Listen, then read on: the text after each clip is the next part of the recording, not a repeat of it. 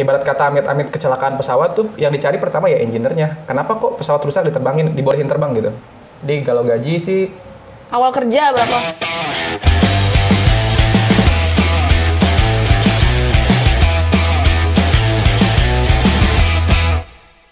Selamat malam guys, welcome back to our channel. Sekarang kita ada di konten bedah. Jadi kita di sini akan membedah profesi-profesi dari orang-orang yang mungkin kalian ingin tahu gitu profesi apa aja. Jadi untuk inspirasi buat kalian juga. Dan di sini saya sudah bersama narasumber kita. Halo, selamat malam. selamat malam. Oke, di sini ada rekan saya nih, namanya Dean. Dean ya. Profesi Anda itu di sana sebagai apa? Sebagai ini imigran gelap. Sebenarnya Serius. dulu di sana ya saya dinas sebagai mekanik pesawatnya tuh kebetulan ditugaskan di Bengkulu waktu itu. Mekanik pesawat ya? Pesawat mana tuh? Pesawat telepon. Ya di salah satu maskapai swasta yang itulah. Nah, gimana itu bisa masuk di maskapai pesawat swasta ini? Awal ceritanya gimana? Dulu, jadi saya sekolah di STM penerbangan ya. Dan itu tuh ada rekrutmen, perusahaannya tuh datang ke sekolah untuk rekrutmen. Okay. Jadi ikut langsung tes di situ, ya lolos pada saat itu. Nah, proses tesnya itu sebenarnya susah nggak sih? Kalau disebut susah, kok saya bisa gitu berhasil dan lolos. Tapi memang prosesnya bertahap ya, ada 4 proses waktu tes gitu. Mulai dari tes akademik, tes tulis, terus psikotes seperti biasa, interview, dan sebenarnya kalau udah interview lolos tuh udah pasti lolos. Udah pasti lolos. Tapi ada satu tahap lagi yaitu di tes kesehatan. Dan langsung dipindahkan gitu, Nah, jadi kayak waktu itu, dinas ya? Sebenarnya saya tuh akan ditempatkan di Cengkareng di Jakarta gitu.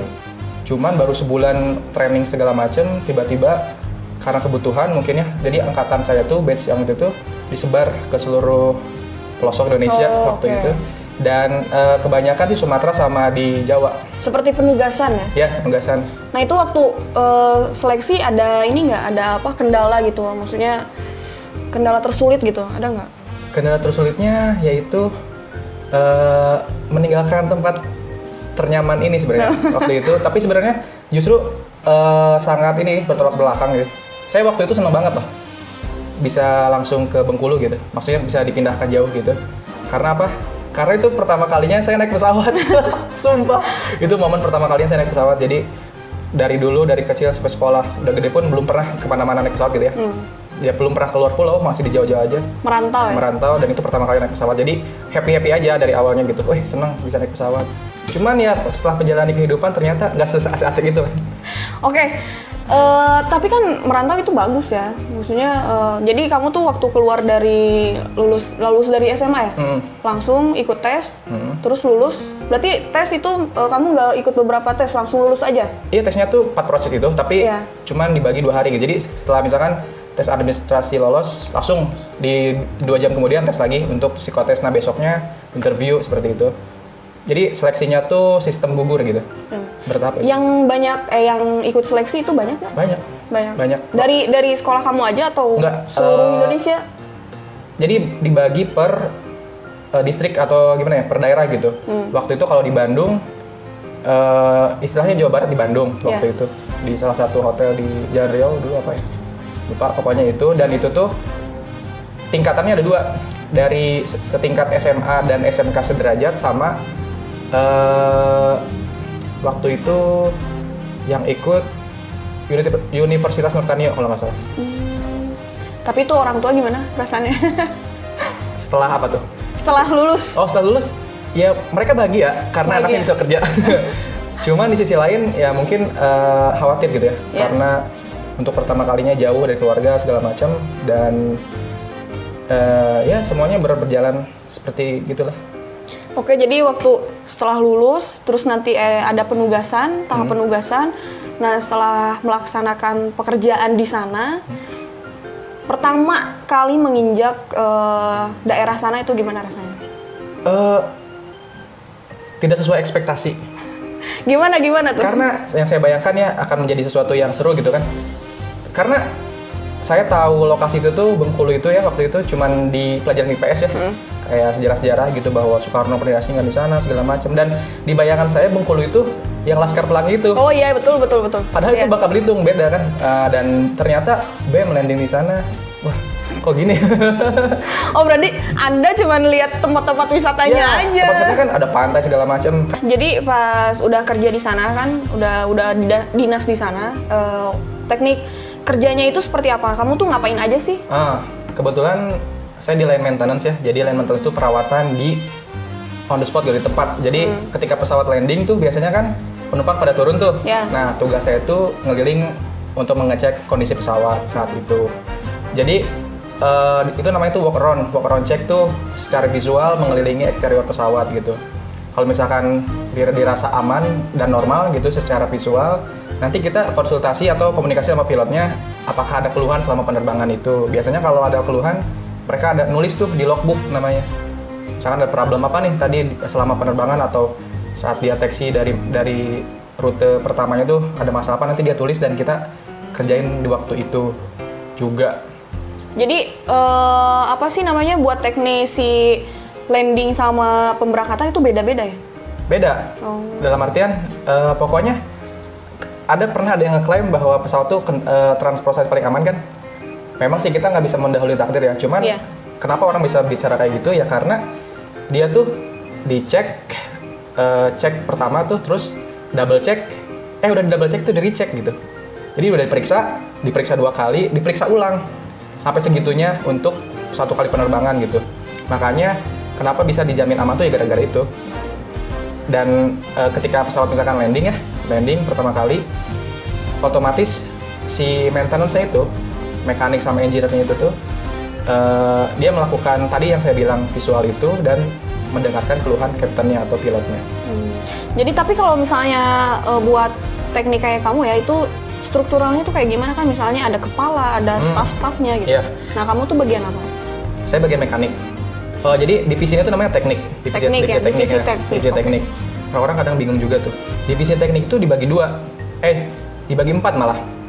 Divisi teknik tuh ada line maintenance, ada base maintenance. Line maintenance itu yang di bandara itu, kalau base maintenance di hanggar. Oke. Nah, kalau saya bagiannya di bandara bukan di hanggar. Kedua, itu tuh dibagi 2 lagi. Di line maintenance tuh ada juga cabin maintenance. Cabin maintenance itu khusus di dalam pesawat aja, di cabin. Kalau line maintenance seluruh pesawat tanggung jawab dia. Dikerucutkan lagi ada 2. Secara jabatan dia ada engineer dan ada mekanik. Mekanik tuh tugasnya semua dia dikerjain, cuman dia nggak bisa menyatakan pesawat itu layak terbang. Sementara engineer, dia penanggung jawab yang merilis atau menyatakan bahwa pesawat itu layak terbang atau enggak gitu. Memang tanggung jawabnya besar banget ya? Besar banget di engineer sebenarnya. Dia kerjanya seolah-olah santai, cuman dia yang menentukan. Ibarat kata amit-amit kecelakaan pesawat tuh, yang dicari pertama ya engineer-nya. Kenapa kok pesawat rusak dibolehin terbang gitu? Selama kerja di sana, kendala yang paling berat tuh apa? Kendala paling berat? Pressure sih sebenarnya. Karena kita kan dikejar waktu ya. Iya. Kayak misalkan kita dari penumpang yang turun naik lagi itu kan dikasih waktu misalnya 30 menit. Dan selama itu juga cuma dikasih waktu 30 menit untuk mengerjakan misalkan ada problem apa gitu ya. Nah kan itu dikejar waktu, kita sementara problemnya nggak semena-mena tiap hari kayak gitu gitu kan, macam-macam dan harus nyari dulu segala macam referensinya. Itu sih kadang-kadang. Jadi emang problemnya itu tiap saat emang selalu beda atau gimana? Selalu beda, nggak melulu kayak gitu. Misalkan hari ini katakanlah bannya nggak bocor sih, ban misalkan ada robek gitu, ganti ban gitu kan. Besoknya ada di kelistrikannya rusak, nah gitu-gitu kan nggak terprediksi ya. Cuman dituntut untuk selalu bisa gitu. Nah gimana tuh kan kita nggak bisa ngapal ya, harus baca dulu segala macam dulu. Emang kalau pengecekan kayak gitu tuh cara pengecekan yang detailnya tuh kan harus detail ya. Nah itu gimana sih? Jadi pesawat itu dibagi beberapa chapter. Nah itu yang mempermudah nih. Misalkan kalau tentang AC, air conditioning, berarti ada di chapter 21, ya udah kita baca referensinya nomor 21 gitu. Oh ada? Iya, ada kitabnya. Seperti ini ya, medis ya. Oh kalau dokter memang membedah pasien. Anda membedah pesawat. Nah, itu kan ada AMM ya namanya. Aircraft Maintenance Manual gitu. Terus ada juga ILYSM tau nggak? Enggak atuh.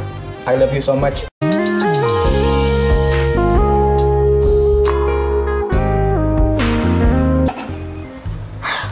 Enggak. Ya itu, jadi AMM itu kitab sucinya para teknisi pesawat. Kitab suci guys. Iya, karena ya itu dia referensinya ke sana. Kalau ada problem yang pertama kali dibuka itu cara memperbaikinya gimana gitu. Ya, tadi dipermudahnya dengan chapternya tadi. Misalkan ada di kelistrikan di chapter 24 ya tinggal buka gitu. Jadi pas masuk seleksi juga itu ada pelatihan lagi gitu? Iya, tentu. Training. Jadi waktu itu pun saya training sekitar 2-3 bulan dulu gitu. Dan itu nggak bisa dihafal. Maksudnya dihafalnya cuma bagian-bagian itu doang, chapter-chapternya nggak bisa terus sebuku gitu dihafal karena itu harus dibaca gitu. Pernah nggak sampai marahin gitu, maksudnya sampai dicaci maki kayak gitu? Saya sampai baku hantam pernah. sama atasan? Atasan tuh kalau disebut atasan tuh grup leadernya, tapi kalau ini engineer-nya gitu. Pernah saya sampai berantem, tapi tonjok-tonjokan nggak sih, sampai omong-omongan dan hampir terjadi.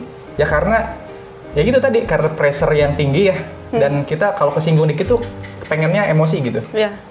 Tapi hal-hal kayak gitu sebenarnya harus dihindari, cuman ya gimana ya, namanya pekerjaan apapun kayaknya sih pasti ada sama rekan kerja tuh pasti ada gesekan, cuman ya kayak gitulah. Sampai terburuknya itu saya pernah kayak gitu, sampai ribut. Dan itu pun kalau menurut saya cukup lama dibanding dengan kru, misalnya dengan pilot.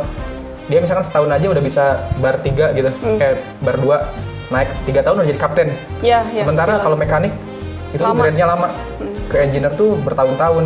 Makanya disarankan buat teman-teman yang misalkan pengen ya, mending lulus SMA itu mending kuliah dulu untuk kuliah. Biar langsung meningkat jadi cepat. karena kita harus punya basic license A14 gitu untuk maintenance tuh. Kan tadi ada tingkatan apa? Madya apa? Dari Junior, Madya, dan senior. senior. Nah itu kamu sampai mana itu 5 tahun? 5 tahun saya cuma mentok di mekanik junior. Junior. Brengsek. Junior. Mungkin di sini kan ya, buat adik-adik kelas kamu juga mungkinnya di SMA atau yang emang benar-benar pengen kerja sebagai mekanik pesawat gitu. Itu gimana nih caranya biar emang dia tuh lebih lebih termotivasi lagi? Jadi buat siapapun kalian yang ingin jadi mekanik pesawat gitu ya, saya sarankan setelah lulus SMA itu mendingan sekolah lagi. Jadi karena untuk standar sekarang tuh semua maskapai minimal tuh harus punya basic tuh yang lebih matang ya? License tuh kayak surat izinnya lah kalau itu ya. Oh, jadi untuk surat izin mekanik tuh sebenarnya ada di maintenance namanya A14, Airframe and Power Plant gitu ya. Jadi sekarang bahkan jarang dan kayaknya udah nggak ada deh. Kayaknya saya dulu angkatan terakhir untuk yang nerima masih standar SMA ya. Karena sekarang perusahaan pun maskapai manapun ya di Indonesia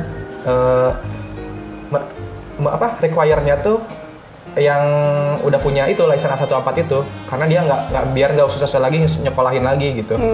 Nah jadi buat adik-adik semuanya yang pengen jadi mekanik mendingan sekolah dulu A14 tuh, ambil tuh license gitu. Kuliah yang paling pas itu sebenarnya yang paling bagus saya nggak bisa itu relatif, tapi yang sekolah negeri itu di STPI, Sekolah Tinggi Penerbangan Indonesia di Curug, Tangerang. ITB juga kalau nggak salah ada. ITB belum, itu dia aeronautik ya. Teknik Dirgantara. Oh iya, Dirgantara. Oh dia nggak ngeluarin license kalau. Oh enggak ya? Saya kurang paham juga sih. Kalau di Bandung Unur, Tanio. Oh oke. Tanio. Terus banyak sih yang sekolah swasta kayak di ATKP Medan, Makassar tuh, Akademi Teknik Keselamatan Penerbangan. Dan mungkin ada teman-teman yang tahu juga rekomendasi baru, silahkan tulis di komen. Itu karena banyak yang swasta yang baru sekarang.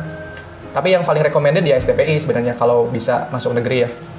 Kalau misalnya dari lulusan kuliah itu kan kita punya apa namanya lesson ya? Lesson. Nah itu ada seleksi lagi ya? Untuk kalau rekrutmen pasti seleksi. Kecuali kalau kita walaupun punya lesson ya? Iya. Sekarang pun misalkan kalau mau punya lesson nih, ngajuin untuk ngelamar ke maskapai gitu, belum tentu juga diterima karena dia tergantung kebutuhan juga kan. Dan rata-rata ya, kalau saya pengalaman pribadi, mereka tuh yang ngelamar tuh kadang jarang dipanggil. Mendingan ikut rekrutmen gitu. Oh iya. Nah, kalau ada dia ngadain nih, butuh ada lowongan gitu, ya ikutan rekrutmen. Justru dengan kamu punya spek license itu makin dilirik gitu. Persiapan buat seleksi apa aja? Persiapan dengan seleksi, kalau dari segi materi perbanyak pengetahuan umum penerbangan ya. Kayak misalkan aerodinamika, terus bagian-bagian pesawat, yang basic-basic kayak gitu aja, yang dasar, nggak usah yang sistem-sistem kayak hidrolik apa. Yang penting kenapa bisa pesawat bisa terbang misalkan, gitu kan. Terus dasar-dasar. Dasar-dasar yang paling penting dasar-dasar penerbangan. Terus kalau secara umumnya lagi materi tentang fisika, hukum-hukum gaya-gaya kayak gitu itu penting. Terus matematika pasti banyak yang benci ya matematika. Apa sih matematika? Cuman itu juga sebenarnya pasti di pekerjaan apapun kayaknya matematika butuh sih, dipentingin. Dan nah ini at least but not least yang paling penting lagi bahasa Inggris. Oke. Karena semua buku di situ tuh bahasa Inggris semua, nggak ada yang bahasa Sunda. Chapternya. Segala macam. Referensi. Emang udah kayak kedokteran sih? Iya. Ya karena pesawatnya dari Amerika. Kita nggak bisa dong. Iya benar. Bahasa Sunda, bahasa Jawa. Nah dan ya pokoknya perdalam deh bahasa Inggris, entah kalian mau les atau sekarang masih sekolah ya benar-benar belajarnya diseriusin gitu. Dan sekarang lagi banyak tutorial di YouTube segala macam kan, di Google. Cuman ya lebih baik sih yang lebih meyakinkan ambil les atau apalah gitu. Dan selama bekerja sebagai mekanik itu sebenarnya memang sangat istilahnya emang menyenangkan gitu ya kalau misalnya emang dia ini basicnya di situ gitu. Bener. Karena sebenarnya kalau dipikir-pikir ya, mekanik tuh dia all out megang pesawat sih. Boleh megang, boleh ngoperasiin, boleh ngebongkar, boleh masang. Tapi nggak boleh terbangin doang. Udah itu sejauh itu itunya batasannya. Ya kamu mau bongkar mau apa juga, yang penting ya bener lagi gitu, ya kan? Karena dari mulai bisa hidupin pesawat, nyalain engine boleh, sampai nge-towing gitu. Tapi batasnya itu kamu nggak bisa terbangin. Itu pilot, sekolah pilot kan. Jadi ya itu aja sih serunya gitu ya, sukanya. Dan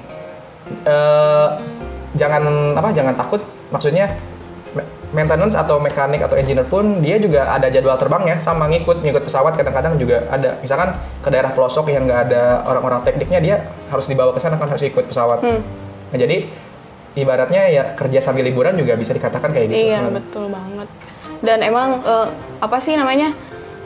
selama kerja di manapun kan pasti kita bakal dimutasi di mana kan kalau misalnya masuk di ini ya sebagai mekanik pesawat gitu. Dan itu emang harus benar-benar siap ya. Ya itu betul. Harus benar-benar siap ditugaskan dimanapun.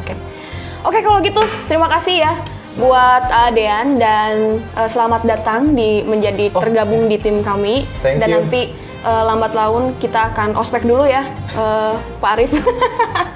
Oke, terima kasih udah nonton di konten kita. Dan buat teman-teman yang ingin tahu profesi apa sih yang dibedah lagi, siapa tahu kan teman-teman nih pengen tahu misalnya yang jadi dokter itu seperti apa, atau jadi presiden bahkannya seperti apa. Di komen aja dan jangan lupa juga buat subscribe. Oke, terima kasih, selamat malam.